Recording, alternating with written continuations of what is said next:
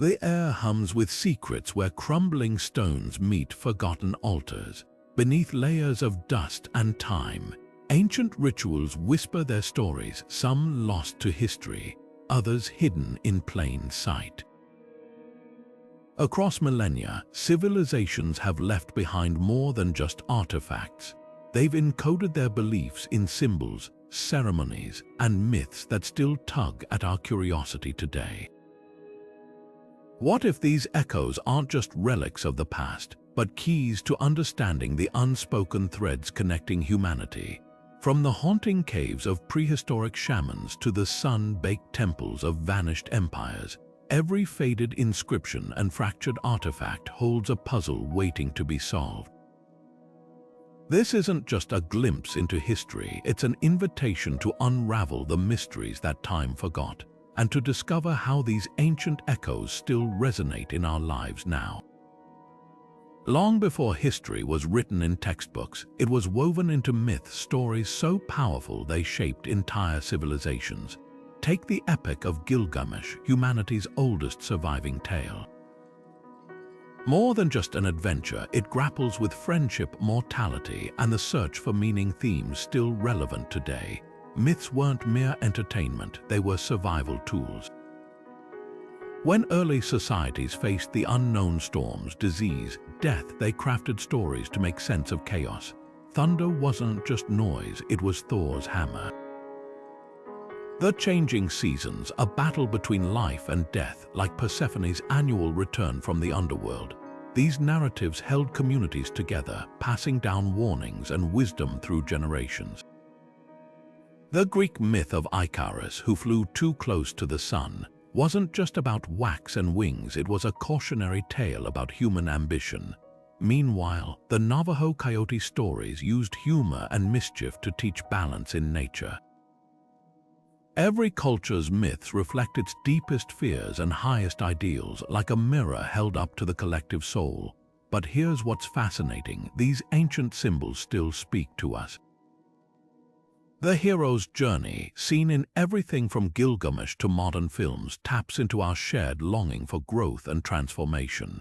When we recognize these patterns, we're not just studying the past, we're decoding a hidden language that still influences art, psychology, and even our daily choices. The next time you hear a familiar story, listen closely.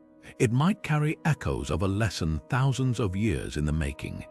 Beneath the flickering torchlight of forgotten temples, ancient rituals unfolded, ceremonies so powerful they bound entire societies together.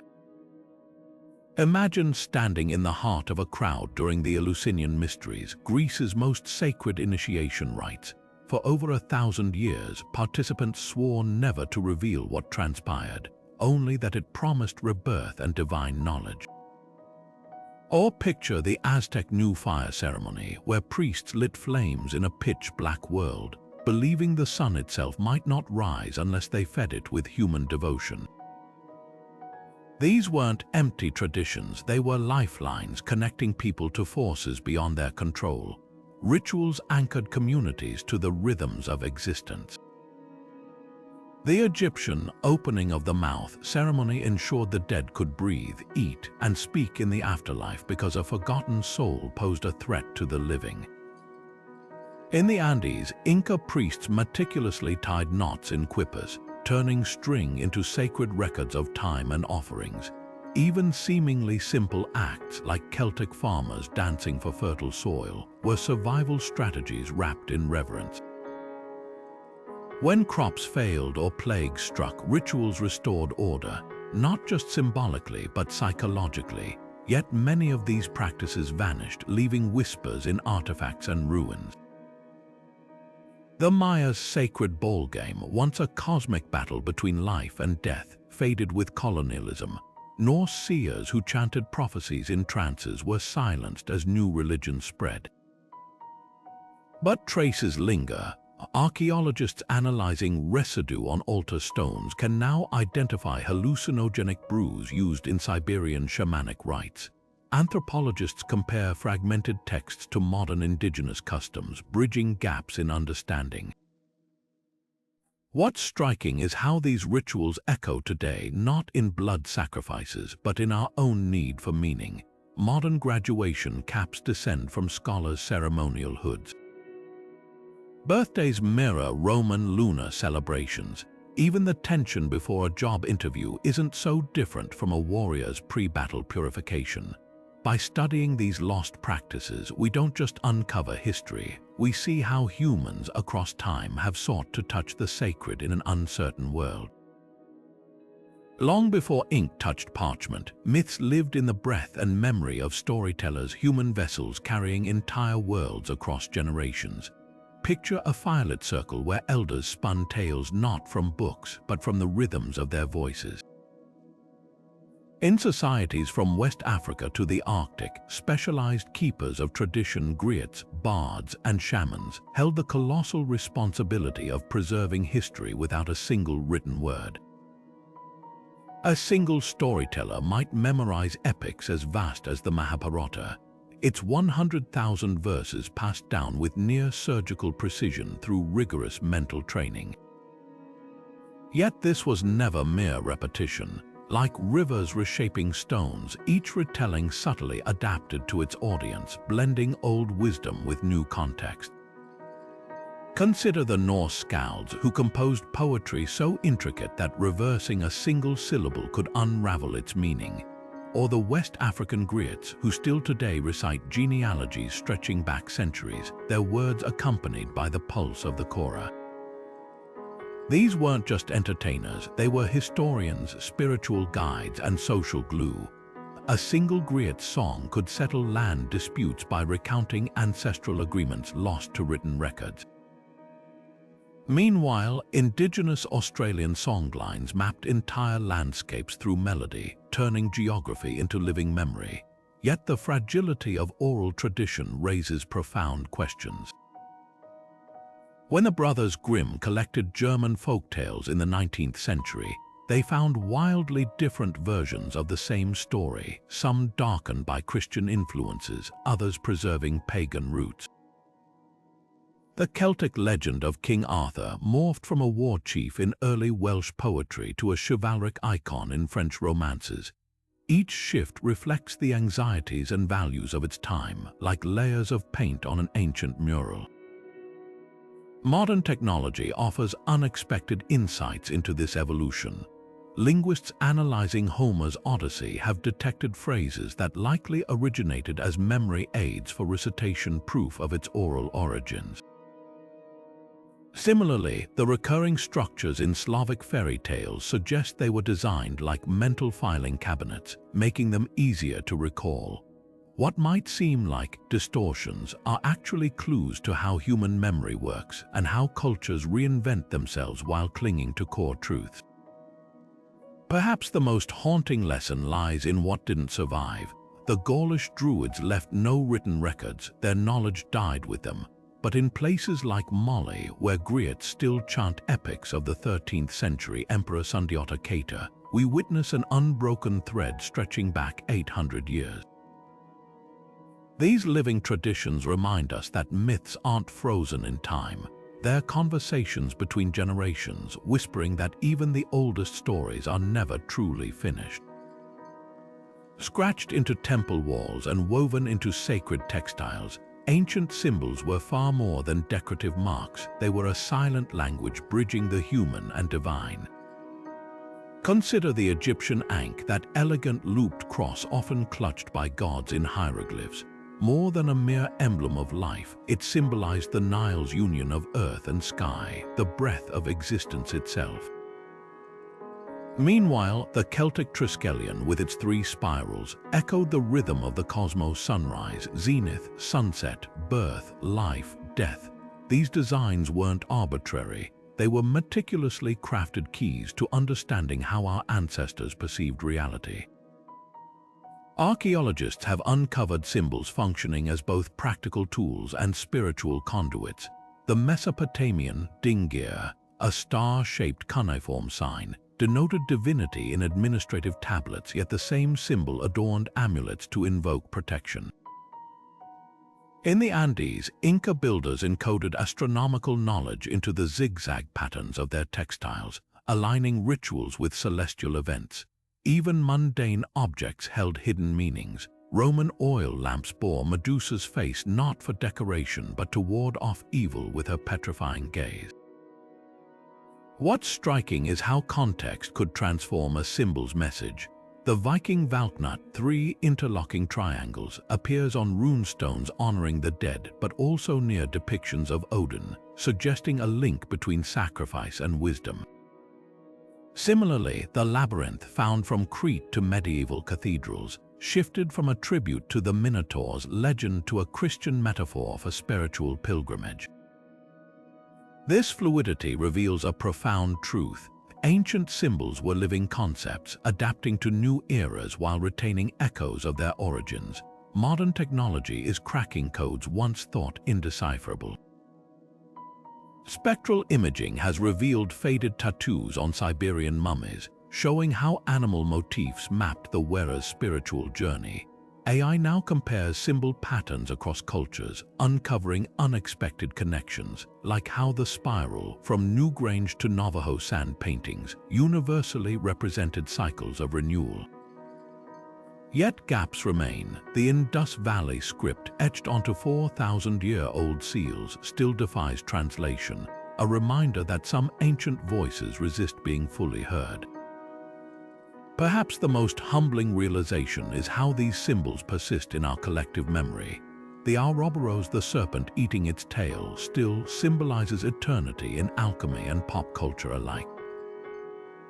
Even the hashtag borrows from the H pattern found in Pueblo pottery, a design once representing interconnectedness. When we pause to decode these shapes, we're not just studying art, we're eavesdropping on a conversation that began millennia ago, one that still whispers to us through stone, thread, and ink. The ruins of lost civilizations haunt our imagination like ghostly fingerprints on the edge of history. Take the Indus Valley, a sprawling urban marvel where streets were laid out in perfect grids, complete with advanced drainage systems until suddenly, around 1900 BC, its great cities like Mohenjo-Daro fell silent. No invasion left scorch marks on its walls. No single catastrophe explains its abandonment.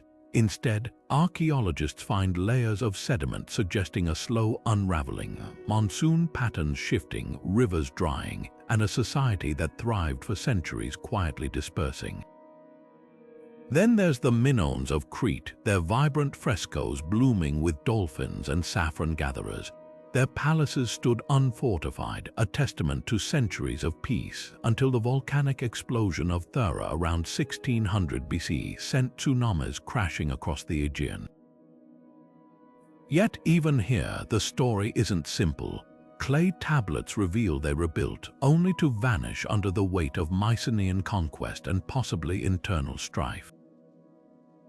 Myths like the fall of Icarus, who flew too close to the sun, might hint at their own hubris, a warning woven into legend, but few vanishings spark as much debate as Atlantis. First mentioned by Plato in 400 BC, this supposed island empire was said to have sunk beneath the waves in a single day. While most scholars agree Atlantis was allegorical, some trace its roots to real disasters, like the Bronze Age collapse that toppled Mediterranean powers in 1200 BC. Societies like the Hittites and Mycenaeans crumbled under a perfect storm. Droughts, earthquakes invading sea peoples, and perhaps even rebellions from within. Their myths speak of gods abandoning cities, of omens ignored, echoes of societal fractures. What's revealing is how these cultures foreshadowed their own declines in their rituals. The Maya, for instance, meticulously recorded droughts in their calendars, yet their elites continued bloodletting ceremonies to summon rain long after deforestation and overpopulation strained their resources. Similarly, the ancestral Pueblones of Choco Canyon carved solstice markers into canyon walls even as their crops failed, clinging to ceremony as their world dried around them. Yet these stories aren't just about endings, they're about adaptation. The collapse of Cahokia, North America's greatest pre-Columbian city, saw its people disperse into smaller villages, their culture evolving rather than vanishing. Modern LiDAR scans reveal abandoned Cambodian cities swallowed by jungle, yet Khmer traditions thrive today in altered forms. Perhaps the real lesson isn't fragility but transformation. The way civilizations like rivers change course without truly disappearing. Standing amidst the rubble of these lost worlds, we're confronted with an unsettling mirror. Climate shifts, resource strain, social inequality, these aren't ancient problems alone. But so too do we inherit their resilience, their ability to reinvent. The next time you walk past a crumbling facade or read a half-forgotten myth, listen closely. The past isn't just whispering warnings, it's offering survival notes scribbled in the margins of time. Some places defy time, standing as silent witnesses to humanity's deepest mysteries. Stonehenge's towering stones, Machu Picchu's terraced peaks, Göbekli Tepe's carved pillars, these weren't just buildings, they were bridges between earth and sky.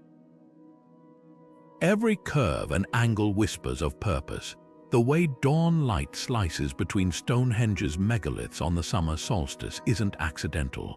Neither is the way Machu Picchu's Temple of the Sun aligns perfectly with the June sunrise, casting light through its trapezoidal window like a celestial key. These builders didn't just observe the heavens, they wove them into stone. What's startling is the precision achieved with what we'd consider primitive tools. Göbekli Tepe, built 12,000 years ago predating agriculture itself, features pillars weighing up to 20 tons, carved with intricate animal reliefs. How did hunter-gatherers without wheels or metal transport and erect these monoliths? Theories range from log rollers to ritualistic teamwork, but the truth remains elusive. Meanwhile, the Inca's mortarless masonry, where stones fit so tightly a blade can't slip between them, still baffles engineers. These weren't just feats of strength, they were acts of devotion, each stone placed as carefully as a prayer. Beyond engineering, these sites pulsed with communal life. Imagine the winter solstice at Newgrange, Ireland, when a narrow passageway floods with golden light for 17 minutes. A phenomenon that drew travelers from across the land. Or Choco Canyon, where lunar cycles marked gatherings of thousands for trade and ceremony. These weren't solitary shrines but living spaces where astronomy, spirituality, and daily life merged. The Pueblo Bonito Great House, with its hundreds of rooms, wasn't just a dwelling, it was a celestial calendar and a sacred theater. Yet the greatest enigma lies in what we've lost. The oral traditions that once explained Stonehenge's blue stones, brought from 200 miles away, are long silent. The chants that echoed through Göbekli Tepe's circular enclaves have faded. Modern technology offers clues. LiDAR reveals hidden causeways near Maya temples, while acoustic studies show how Mayan pyramids amplified ritual sounds, but gaps remain.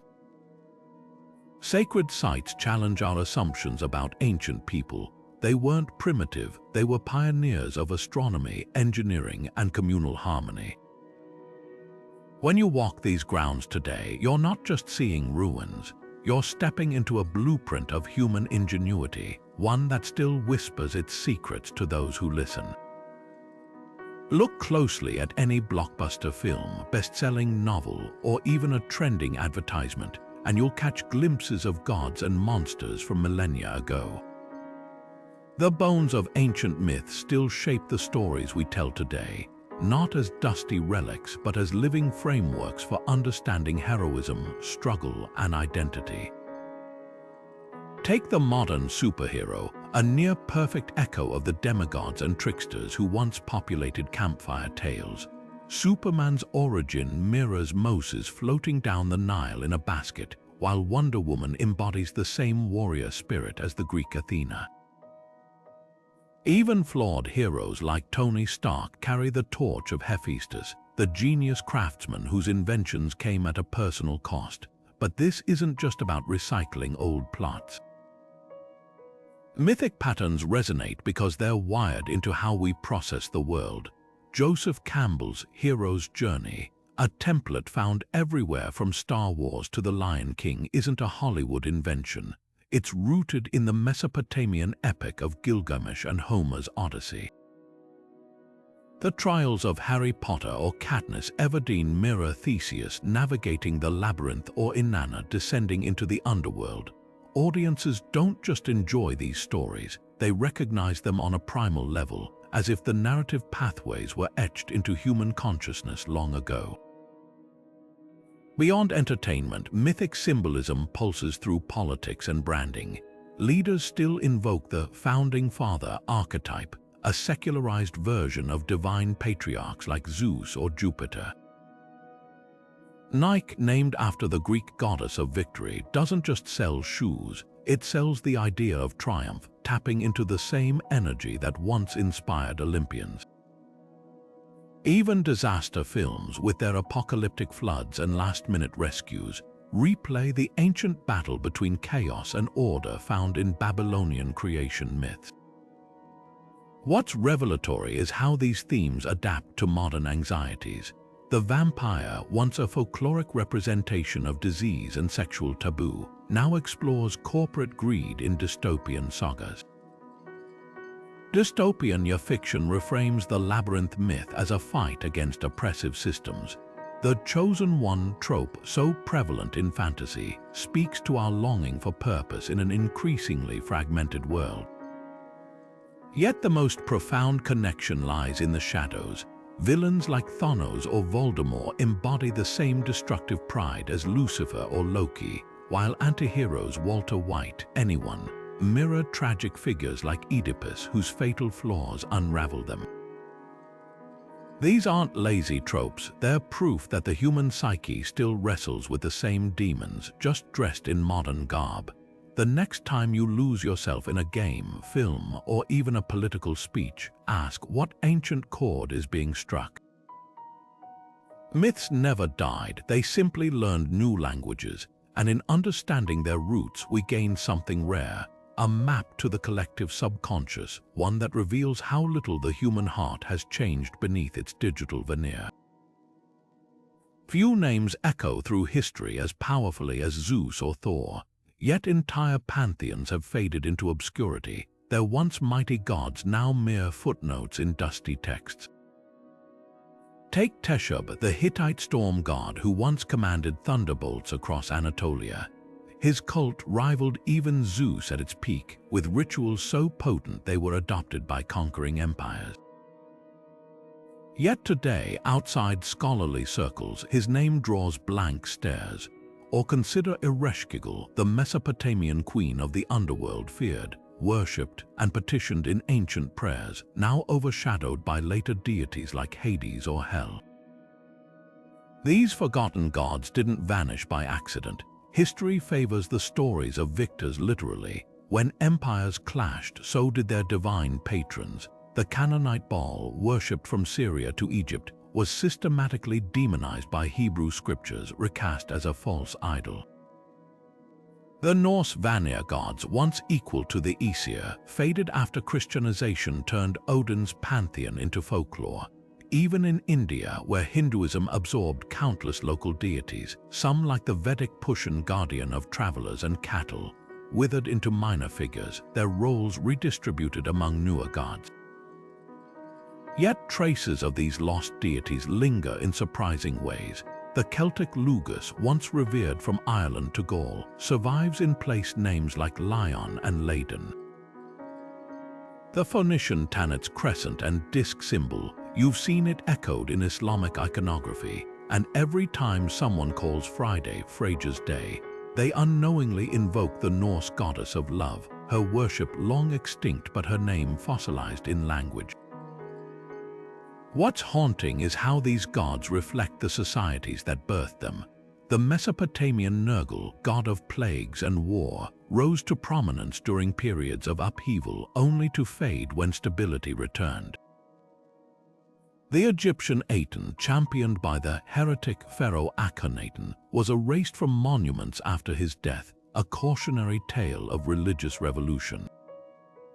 Their rises and falls weren't just spiritual shifts, they were mirrors of human fears, power struggles, and the relentless march of time. Perhaps the most poignant lesson lies in rediscovery.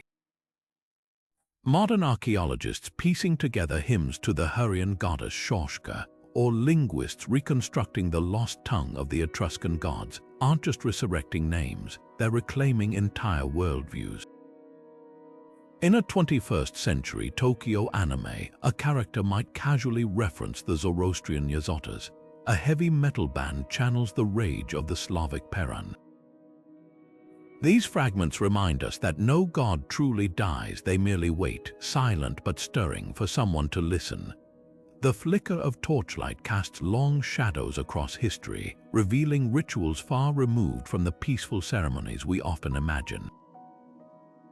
Ancient societies didn't just honor their gods with song and dance. Some sought favor through blood and terror.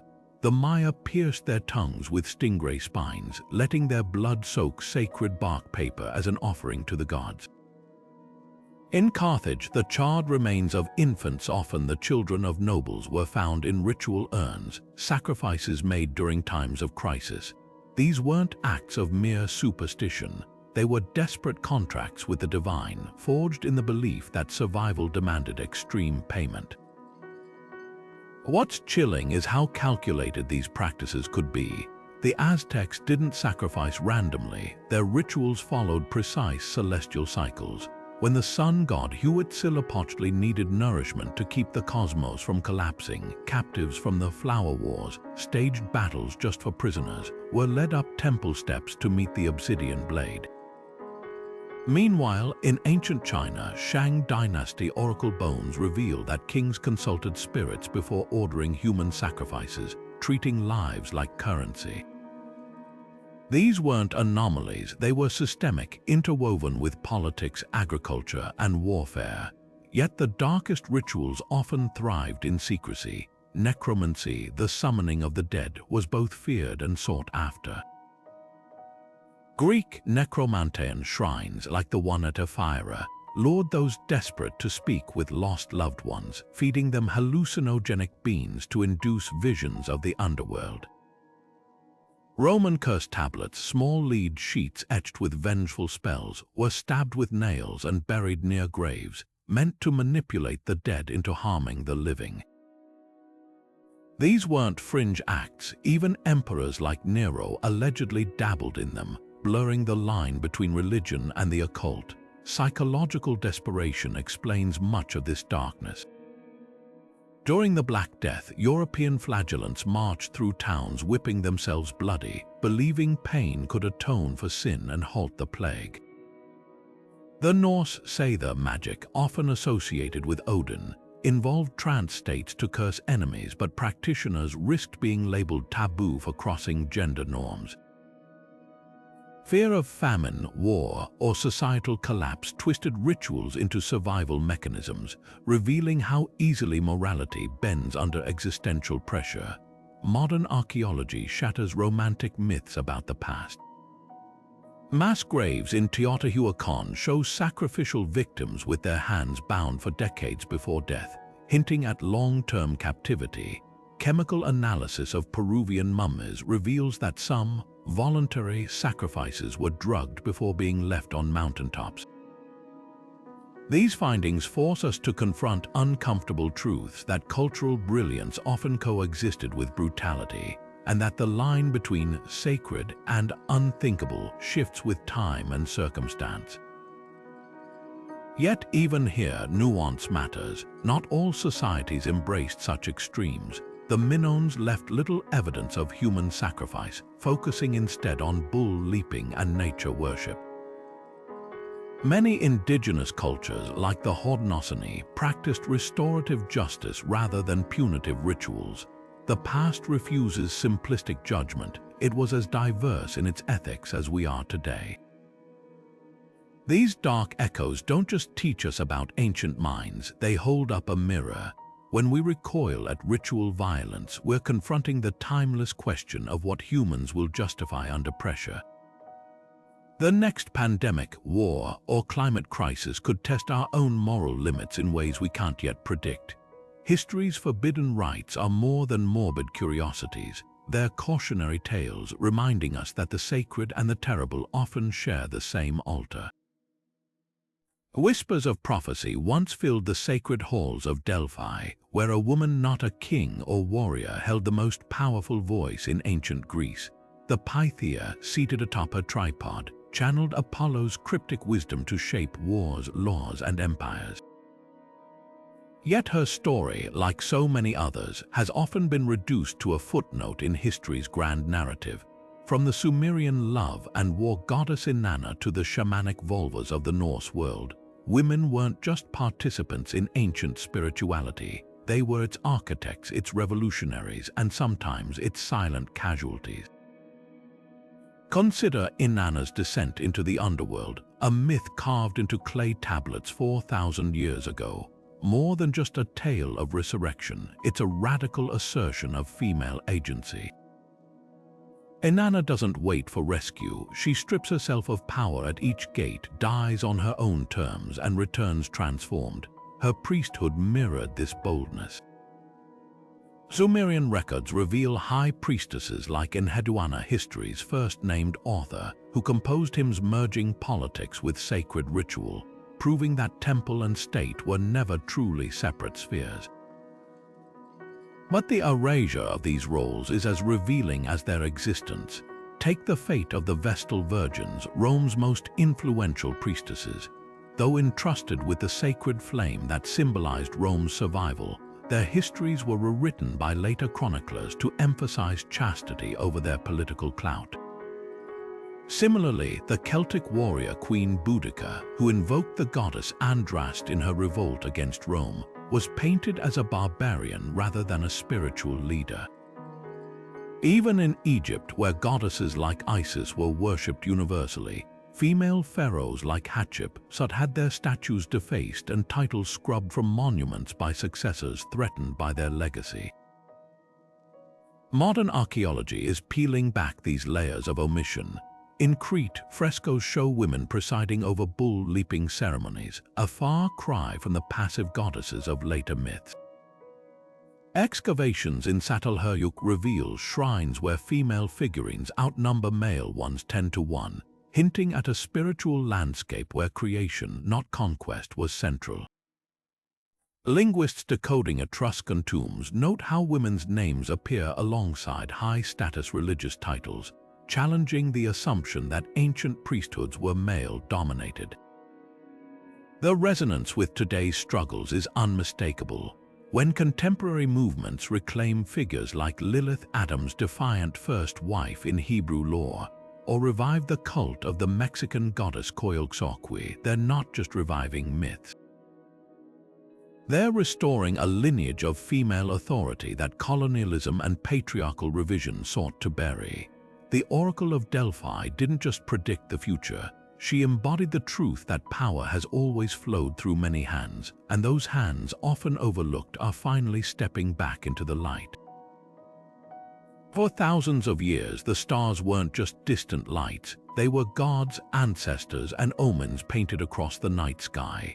Ancient astronomers from Babylon to Mesoamerica didn't separate myth from measurement. They wove them together into a single tapestry of understanding. Take the Dogon people of Mali, whose oral traditions described Sirius B, a white dwarf star invisible to the naked eye centuries before telescopes confirmed its existence. Was this divine revelation, meticulous observation, or a blend of both? The same duality pulsed through ancient medicine. Greek healers invoking Asclepius, the god of medicine, also documented patient symptoms with startling precision. His temples doubled as hospitals where dreams were interpreted alongside herbal remedies, a fusion of spirituality and proto-science. Similarly, the Egyptian Ebers Papyrus, one of the oldest medical texts, prescribed garlic for heart health, now known to combat atherosclerosis, while also reciting spells against demonic possession. For these cultures, the natural and supernatural weren't rivals. They were collaborators in explaining life's mysteries. Sometimes myth preserved truths that history forgot. The Iliad's tale of Troy was long dismissed as pure legend, until amateur archaeologist Heinrich Schliemann, armed with Homer's verses as a guide, unearthed the city's charred walls in modern-day Turkey.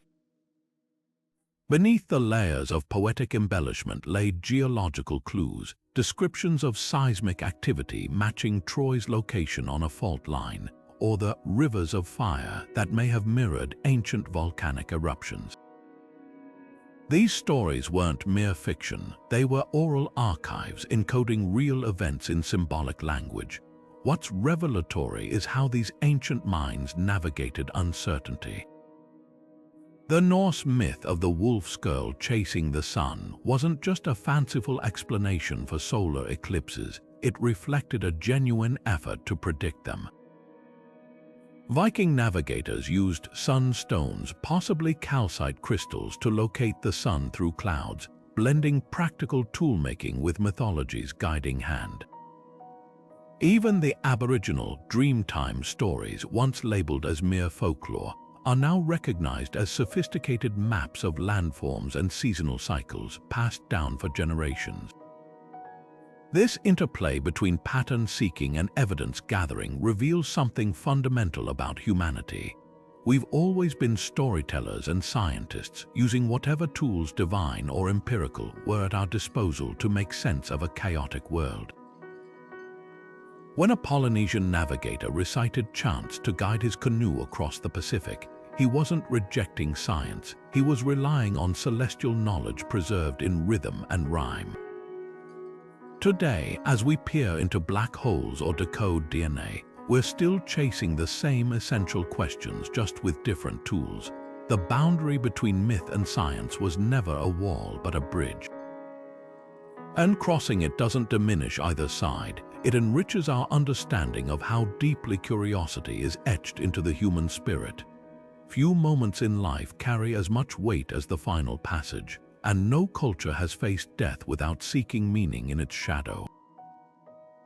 The Egyptians famously preserved their pharaohs as mummies, wrapping them in linen and spells to navigate the perilous journey through Juwat, their star-studded underworld. But hidden beneath the gold and hieroglyphs lies a startling practicality.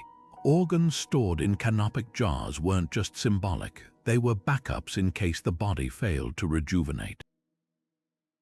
Across the Mediterranean, the Vikings took an opposite approach, sending their dead to sea on blazing ships. What seems like destruction was actually liberation, the flames carrying warriors to Valhalla while the waves purified their remains. These rituals weren't about denying death, they were about negotiating with it. In Ghana today, fantasy coffins shaped like fish or cars celebrate the deceased's life, a practice rooted in ancient ancestor veneration.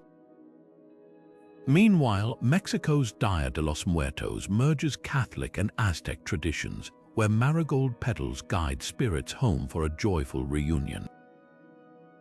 The contrast between cultures is striking. Tibetan sky burials expose bodies to vultures as an act of compassion, returning flesh to the cycle of life, while Victorian-era postmortem photography preserved loved ones' images as keepsakes, turning grief into tangible memory. What unites them all is the human need to transform loss into legacy.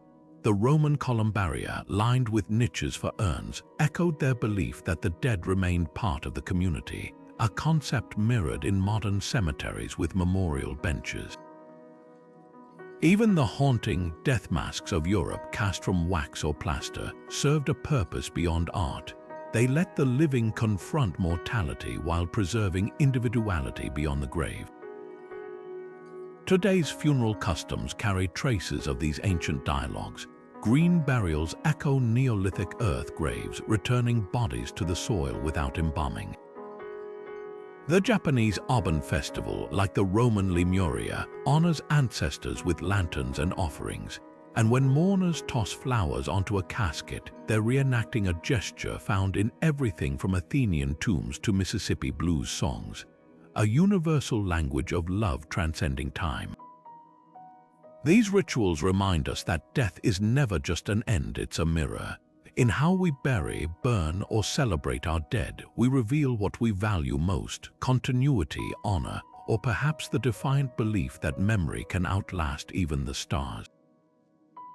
The rustle of leaves, the flight of birds, the cracks in a heated tortoise shell. To ancient eyes, these weren't just random events. They were messages carefully scrutinized for divine guidance. From Chinese emperors consulting the I Ching before battles to Roman generals watching the sky for Jupiter's approval, divination shaped empires. Unlike modern horoscopes, these weren't casual pastimes. They were sophisticated systems for navigating an unpredictable world. Take the I Ching, or Book of Changes, a 3,000-year-old oracle still consulted today. Its 64 hexagrams combinations of broken and unbroken lines weren't mere fortune-telling. They offered a philosophical framework for understanding change itself. A ruler tossing yarrow stalks wasn't asking for a simple yes or no. He was seeking insight into the balance of forces, like water overcoming stone or fire consuming wood.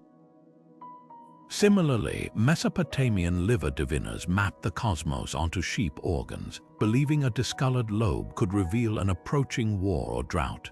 The Romans elevated divination to statecraft.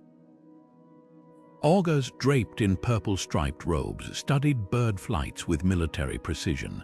A flock splitting left versus right could delay a battle or cancel a law. Yet this wasn't blind superstition, it was psychological strategy. By framing decisions as divine will, leaders unified fractious senators or justified retreats without losing face. Even failures were reinterpreted. When the sacred chickens refused to eat before a naval disaster, the blame fell on the commander who ignored them, not the practice itself. What's fascinating is how these methods reveal universal human instincts. The Aztecs tracked Venus cycles to time coronations, while Celtic druids read futures in the twists of sacrificial smoke. Though separated by continents, all shared a conviction: the universe speaks in patterns if only we learn its language. Modern science, with its weather satellites and probability models, fulfills the same craving, replacing augury with algorithms, but still seeking to tame chaos. Perhaps the most poignant lesson lies in the humility these practices required. Divination forced pause, demanding interpreters set aside ego to listen. In an age of snap decisions and algorithmic certainty, there's something almost radical about that patience. Whether facing a crossroads in ancient Babylon or a boardroom today, the core question remains: how do we weigh the seen against the unseen, the data against the mystery? The answers change, but the longing doesn't. At the edge of ancient maps, where the known world faded into mystery, scribes sketched beasts that defied nature's laws: serpents with wings, lions with scorpion tails, birds that rose from their own ashes. These weren't mere flights of fancy, they were mirrors reflecting humanity's deepest fears, aspirations, and unanswered questions. The phoenix, for instance, wasn't just a fiery bird to the Egyptians. It was the embodiment of cyclical time, its self-immolation and rebirth echoing the Nile's floods and the sun's daily resurrection. Similarly, the Minotaur, half-man, half-bull, wasn't just a monster lurking in Crete's labyrinth. It symbolized the primal struggle between civilization and chaos, a cautionary tale about the beast within us all. What's startling is how often these creatures blur the line between myth and reality. Griffins, with their eagle heads and lion bodies, may have been inspired by Protoceratops fossils unearthed by Scythian nomads in the Gobi Desert. The yawning skulls of these dinosaurs, with their beaked mouths and quadrupedal bodies, could easily have been misinterpreted as proof of hybrid beasts. Even the kraken, the Norse sea monster that dragged ships to the depths, might owe its origins to giant squid sightings, real creatures that still elude full scientific understanding today. Yet symbolism often outlasts its origins. Dragons, for example, shape shifted across cultures like living metaphors. Chinese long dragons brought rain and wisdom, coiling around emperors as symbols of authority. European dragons, by contrast, were fire-breathing hoarders, vanquished by saints and knights to represent Christianity's triumph over paganism. These contradictions reveal how myths adapt. A single creature can embody prosperity or peril, depending on who tells the tale. Modern storytellers haven't abandoned these ancient templates. J.K. Rowling's basilisk borrows from medieval alchemy's deadly serpent, while Game of Thrones reimagines dragons as nuclear-age weapons of mass destruction. Even the chupacabra, a relatively recent addition to the mythical bestiary, taps into age-old fears of the unknown, this time dressed in extraterrestrial garb. The thread connecting these creatures, ancient and modern, is their role as vessels for the human experience. Whether warning against hubris or inspiring resilience, they remain timeless tools for making sense of a world far stranger than any fiction. Perhaps the most enduring lesson lies in what these beasts ask of us. The Sphinx's riddle: what walks on 4 legs in the morning, 2 at noon, and 3 in the evening? It wasn't just a test of wit, it was an invitation to contemplate life's stages, mortality's inevitability. Next time you encounter a mythical creature in a film or novel, listen closely. It might just be an echo from a distant past, still whispering truths we've yet to fully unravel.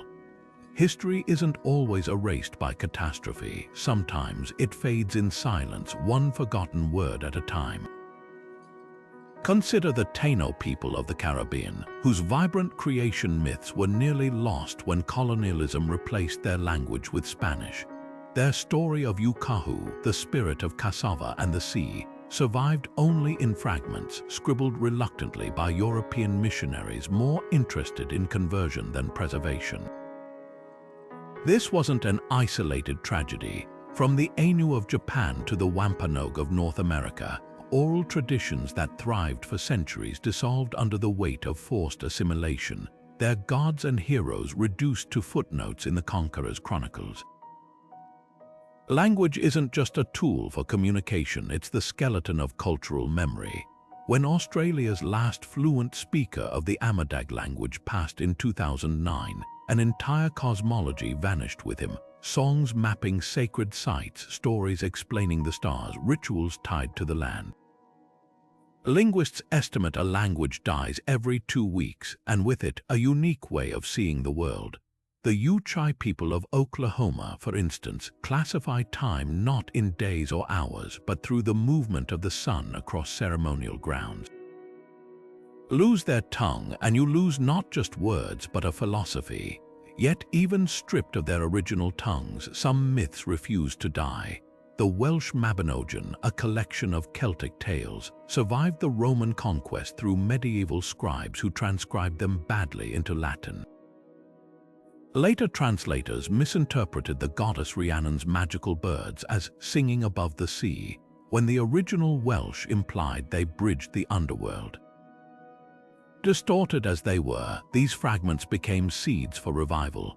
Today, storytellers in Wales sift through layers of translation to reconstruct rituals like the Mari El Wyd, a ghostly horse tradition once deemed too pagan for the modern age. The race to reclaim these narratives is as urgent as it is painstaking.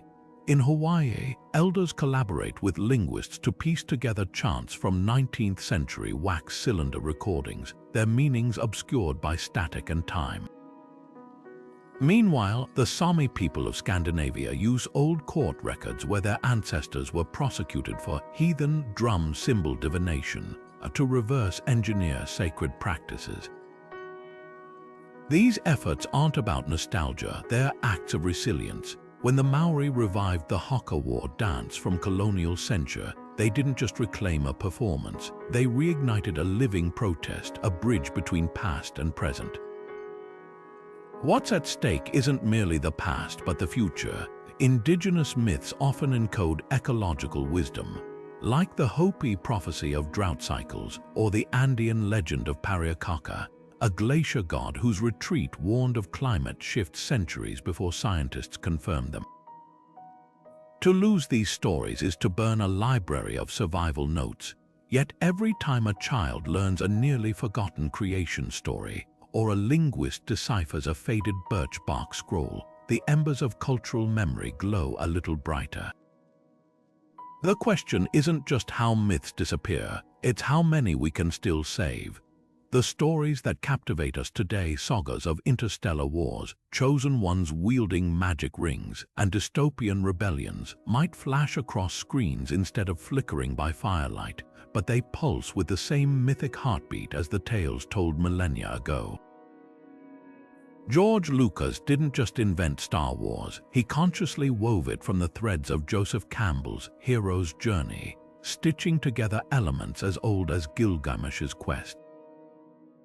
Tolkien's Middle-earth mirrors Norse sagas and Anglo-Saxon poetry, repackaging ancient themes of corruption and redemption for a post-war world hungry for meaning. These creators aren't merely entertainers, they're modern-day bards reshaping timeless archetypes to reflect our own societal struggles. Look closer and the parallels become undeniable. The Jedi Order echoes the warrior monks of Shaolin or the knights of Arthurian legend, complete with their own code and fallen prodigies.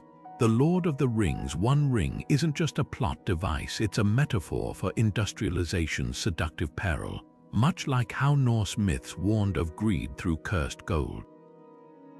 Even Game of Thrones, with its morally grey protagonists and sudden betrayals, revives the brutal unpredictability of Greek tragedies, where heroes rise and fall by the whims of fate, or in this case, ruthless showrunners. What's revealing is how these modern myths adapt to contemporary anxieties. The Hunger Games channels the same dread of authoritarianism that ancient Athenians projected onto the Minotaur's labyrinth. Marvel's Black Panther merges Afrofuturism with the ancestral reverence of Egyptian mythology, proving that gods and heroes can wear vibranium suits instead of lion pelts. Even horror franchises like Stranger Things tap into primal fears. The Upside Down is just a sci-fi rebranding of the underworld, complete with its own Demogorgon guarding the gates. Yet there's a crucial difference: accessibility. Where ancient myths were shaped collectively over generations, today's legends often spring from individual visionaries, yet they spread faster and wider than any oral tradition could. A child in Tokyo and a retiree in Brazil can both quote Yoda's wisdom or debate Jon Snow's parentage, creating a shared cultural language that transcends borders. This democratization of myth-making has its pitfalls, though. Corporate ownership means these stories can be rewritten or commodified in ways that would horrify the skalds and griots who guarded their people's narratives. Still, the core remains unchanged. Whether carved into clay tablets or streamed on smartphones, myths endure because they answer the same fundamental questions: who are we? What do we fear, and how do we find the courage to face tomorrow? The next time you lose yourself in a cinematic universe or an open-world game, remember, you're not just consuming content. You're participating in a tradition as old as humanity itself, one where every new story is a bead on an unbroken string stretching back to the first campfire tale ever told.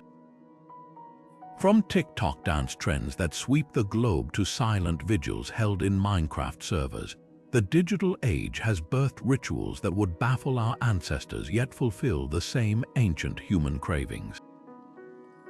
A teenager lighting a virtual candle for a fallen online friend isn't so different from a Roman leaving offerings at a household shrine.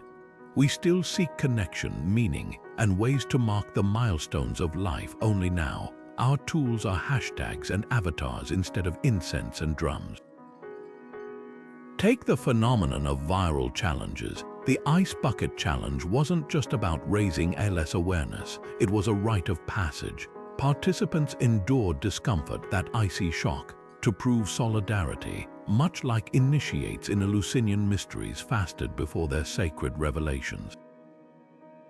Even playful trends from the Harlem Shake to the distracted boyfriend meme function as communal bonding exercises.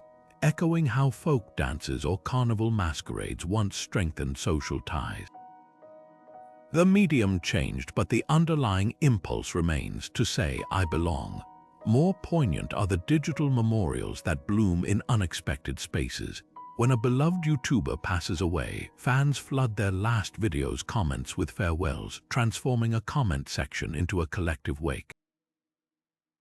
Online games like Animal Crossing become impromptu shrines where players leave pixelated flowers to honor real-world tragedies. These acts mirror ancient traditions, the roadside ofrendas of Mexico's Day of the Dead, or the Greek practice of placing coins on ancestors' graves. Grief still demands expression. We've simply traded physical spaces for virtual ones. Even skepticism has its rituals.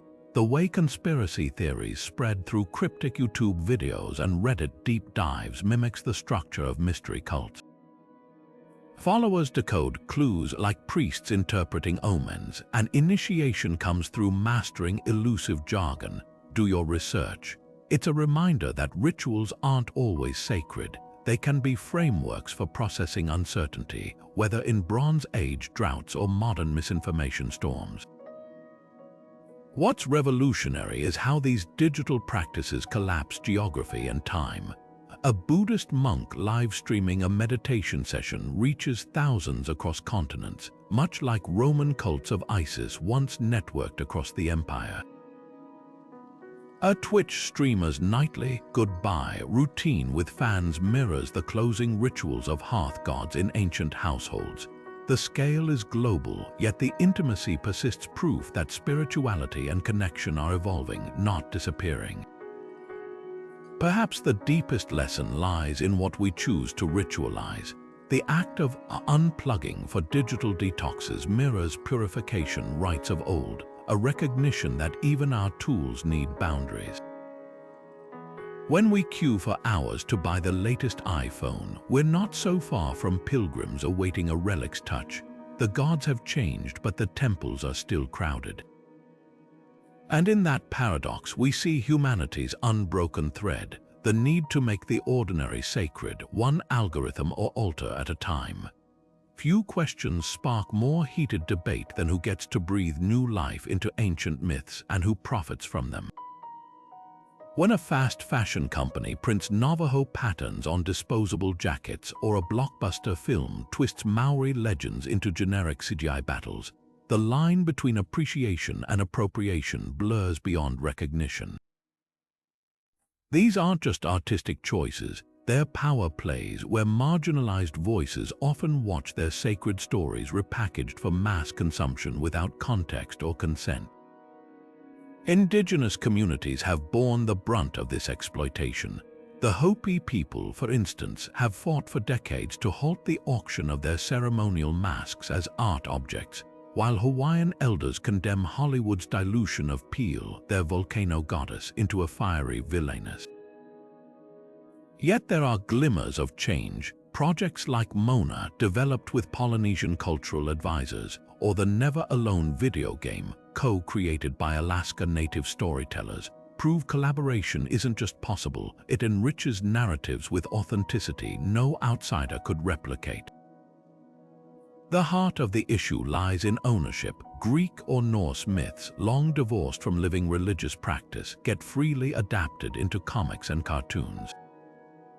But when the same treatment is applied to traditions still vital to indigenous identities like Australia's Dreamtime stories or the Yoruba Orisha pantheon, it risks reducing them to exotic plot devices. Scholars call this cultural strip mining, where symbols are extracted from their spiritual bedrock and hollowed out for entertainment. Reclaiming agency has become a quiet revolution. The Sami people now trademark their traditional designs to prevent misuse, while Maori linguists work with Lord of the Rings studios to accurately render their language in fictional context. Meanwhile, institutions like the National Museum of the American Indian require tribal approval before displaying sacred artifacts. These efforts aren't about gatekeeping creativity, they're about ensuring myths evolve without erasing the cultures that birthed them. Perhaps the most overlooked casualties in this debate are the myths themselves. Flattened into commercial tropes, they lose their depth as teaching tools, their nuances as moral compasses. Yet when told by those who have stewarded them for generations, these stories remain living bridges not between past and present, but between ways of seeing the world that modernity desperately needs. The next time you encounter a myth reborn in pop culture, ask not just is this entertaining, but whose voice is amplified and whose is silenced beneath layers of dust and time. Certain artifacts and sites stand as silent riddles, defying logic, resisting translation, and sparking debates that rage across generations. The Voynich manuscript, a 200-page tome filled with alien botany and unreadable script, has eluded cryptographers for 6 centuries. Is it an elaborate herbal guide, an encoded alchemical text, or an elaborate hoax? Carbon dating confirms its 15th century origins, yet its purpose remains locked behind symbols that no Rosetta Stone has cracked. Half a world away, the Nazca lines stretch across Peru's desert like a giant sketchbook, massive geoglyphs of hummingbirds, spiders, and geometric patterns only visible from the sky. Created between 500 BC and 500 CE, their scale is staggering. Some lines run longer than a kilometer, perfectly straight despite the rugged terrain. Were they celestial maps, ritual pathways, or messages to gods? The absence of written records leaves room for theories as wild as ancient alien landing strips and as grounded as irrigation blueprints for a water-starved civilization. Even more haunting are the Baltic Sea's ghost ships, like the Mary Celeste-style abandoned vessel found in 2019 with meals still on the table. Unlike shipwrecks claimed by storms, these derelicts show no signs of struggle. Their crews vanished without distress calls or lifeboats. Maritime historians pore over logs and weather data, while folklorists whisper of mythical tempests or vengeful spirits drawn from seafaring lore.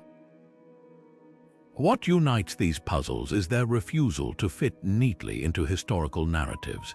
The Antikythera mechanism, a 2,000-year-old Greek device with gears rivaling a Swiss watch, contradicts assumptions about ancient technological limits.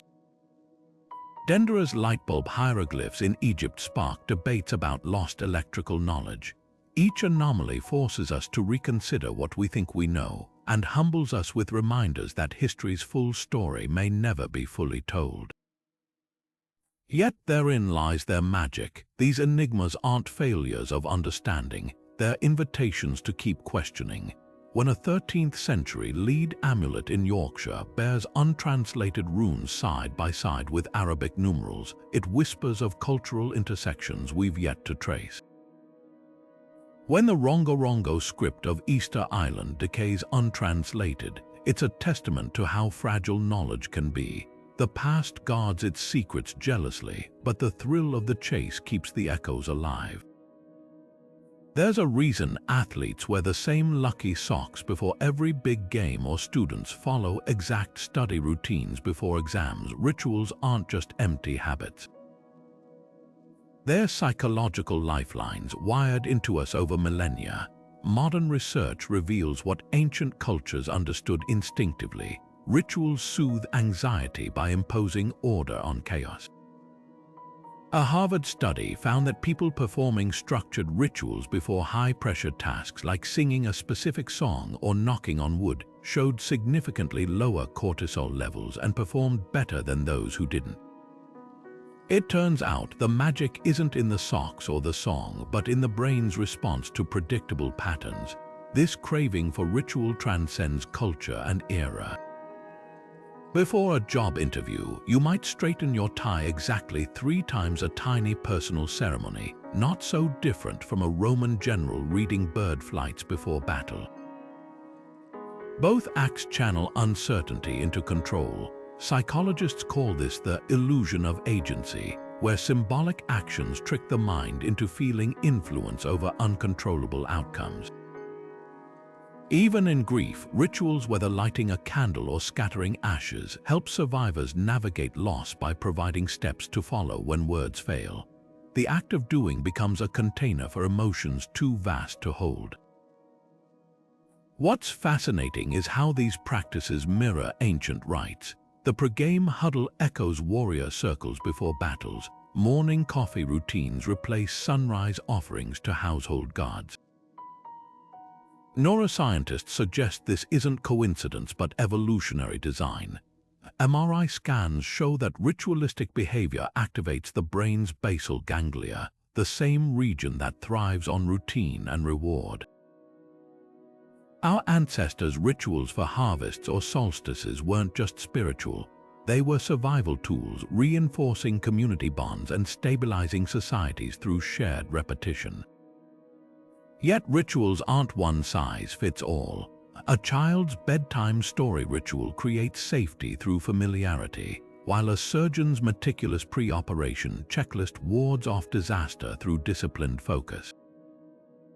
The common thread: both create islands of certainty in an unpredictable world. Even in our tech-driven age, digital rituals emerge, posting daily gratitude lists or the compulsive refresh of a news feed, each a modern twist on an ancient impulse to impose rhythm on randomness. The lesson here isn't just about psychology, it's about continuity. When a baseball player avoids stepping on the foul line or a bride wears something borrowed, they're tapping into a lineage of meaning that stretches back to the first humans who painted caves by torchlight.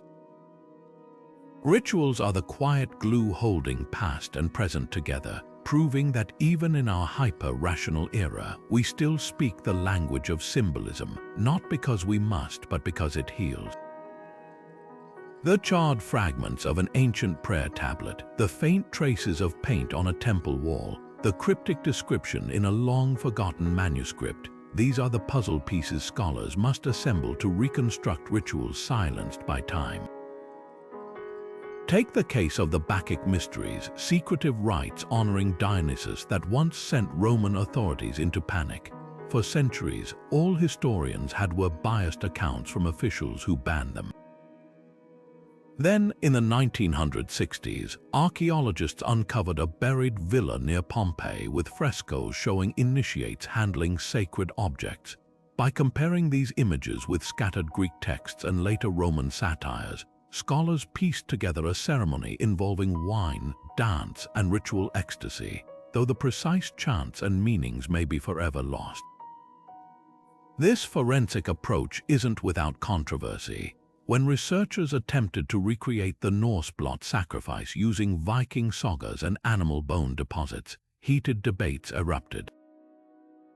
Were the slaughtered animals truly consumed communally as an offering, or was this merely subsistence farming with religious overtones? The Icelandic Asatrúarfélagið, a modern pagan group, now performs blots based on these interpretations, but even they admit it's more inspired improvisation than exact revival. The challenge intensifies with cultures that left no written records. The Minoans of Crete depicted bull leaping in vibrant frescoes, but without accompanying texts. We're left guessing. Was this a coming-of-age trial, a tribute to the Minotaur myth, or a deadly sport? Experimental archaeologists have tried replicating the gymnastic maneuvers with trained athletes, only to conclude the ancient versions were likely even more perilous than imagined. Perhaps the most poignant attempts involve indigenous traditions fractured by colonialism. In Australia, Aboriginal communities collaborate with anthropologists to revive songline ceremonial routes mapping the land, using colonial-era ethnographies and elders' fragmented memories. These projects aren't academic exercises, they're acts of cultural healing, stitching severed connections back together stitch by painstaking stitch. Yet every reconstruction carries a silent question: how much is rediscovery and how much is reimagining? When a team in Turkey recreated the Hittite Festival of the Month using cuneiform tablets, they had to fill gaps in the ritual sequence with educated guesses. The result feels authentic, but as one scholar admitted, we're dancing with ghosts, we follow their lead, but we can't be sure whose steps we're mirroring. What emerges isn't just a glimpse of the past, but a reflection of our own longing. These revived rituals, however imperfect, remind us that the human need for meaning transcends time. Whether through academic rigor or communal homage, we keep reaching across the centuries not to claim we've found answers, but to honor the questions that still echo in the silence. Under the cover of night, enslaved Africans in Haiti gathered in secret, not just to mourn their stolen freedom, but to wield stories as weapons, their gods, disguised as Catholic saints to appease colonial masters, pulsed beneath the surface. This wasn't mere adaptation, it was coded rebellion. Vodou became more than a religion, it was a living archive of resistance, where every drumbeat and dance step carried the memory of a homeland their captors tried to erase. When colonial records claimed they worshipped demons, they were really preserving Yoruba Orishas and Congo spirits, transforming oppression into a sacred act of defiance. Similar strategies echo across history. The Cherokee, forbidden from speaking their language under 19th century assimilation policies, smuggled their creation stories into Christian hymns. Amazing Grace, sung in Talogi, wasn't surrender, it was subterfuge, a way to keep ancestral wisdom alive in the enemy's tongue.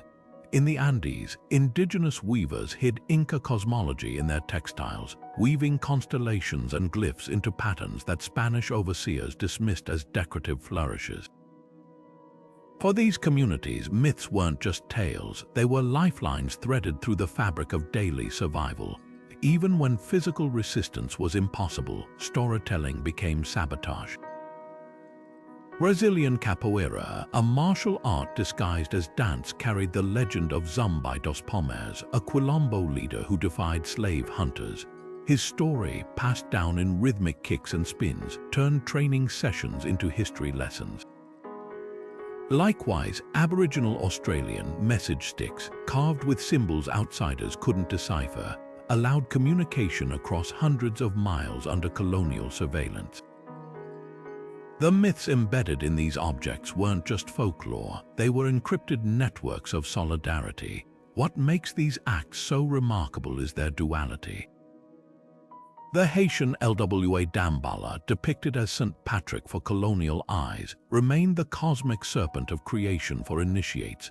The Virgin Mary statues venerated in Mexican villages often concealed Tonantzin, the Aztec mother goddess. This strategic layering, what scholars call syncretism, wasn't compromise. It was tactical brilliance, a way to shield cultural DNA under the guise of compliance. Modern movements continue this tradition. The Maori haka, once banned by New Zealand's government, now opens rugby games as a global symbol of Indigenous pride. Palestinian embroidery motifs, nearly eradicated by displacement, resurge in contemporary art as maps of lost villages. These aren't nostalgic gestures, they're deliberate acts of revival, proving that myths can outlive empires. The lesson here transcends history. When a people's language, land, and laws are stripped away, stories become the last unconquerable territory. They're whispered in kitchens, stitched into quilts, or hidden in plain sight, waiting for the moment when the oppressed can reclaim their names. Every myth preserved is a landmine under the feet of forgetfulness, ready to explode into remembrance when the time is right. Imagine a child 2,000 years from now, scrolling through a holographic archive about the early digital age. What legends will capture their imagination? Will they marvel at our cautionary tales of rogue AI, treating them like ancient warnings about angry gods? Or perhaps they'll study viral memes the way we decipher Norse runes, puzzling over the mysterious appeal of a dancing banana or a cryptic phrase like rickrolling. One thing is certain, the stories we're crafting today, whether whispered in podcasts, encoded in video games, or etched into satellite transmissions, are already becoming the myths of tomorrow. Space exploration is brewing its own pantheon of modern legends. Elon Musk's dream of colonizing Mars is more than a business plan, it's the genesis of a new frontier mythos.